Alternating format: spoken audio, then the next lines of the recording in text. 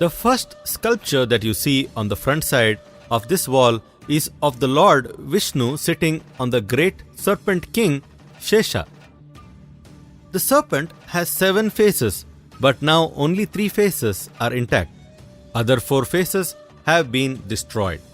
The speciality of this sculpture is the posture of Lord Vishnu. In most of the places, it is depicted as Vishnu resting in a relaxing or sleeping or standing position. However, in this you see Lord Vishnu in a sitting posture.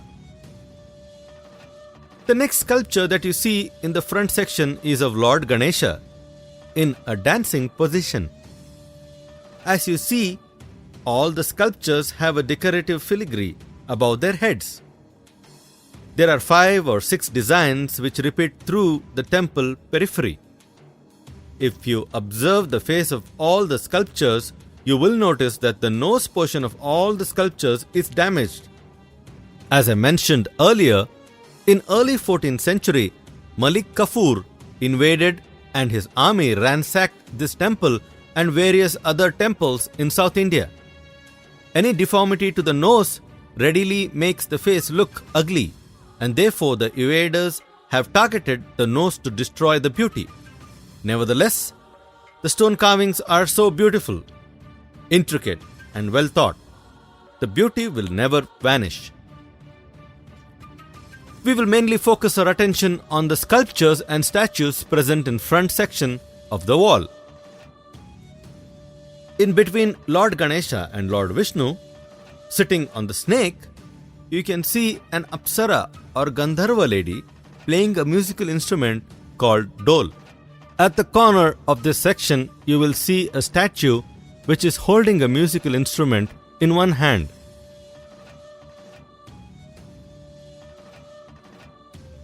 The sculpture of Goddess Saraswati is holding a veena, a classical Indian musical instrument in one hand, and books in the form of a palm leaf in the other. The Indian classical musical instrument veena is now destroyed partially. Continue walking slowly towards your left. You will see few more Vishnu statues in different postures and holding different objects in the 4 hands.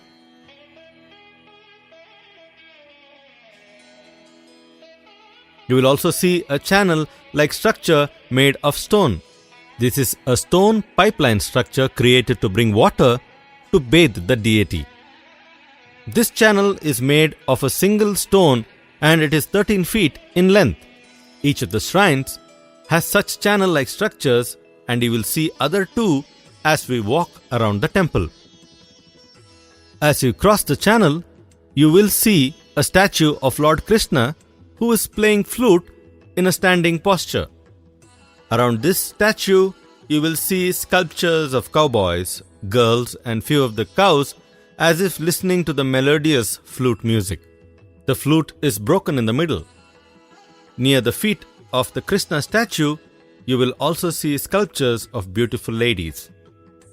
As you continue your walk leftwards, you will again see 2 of Lord Vishnu's statues in the next section of the star shape.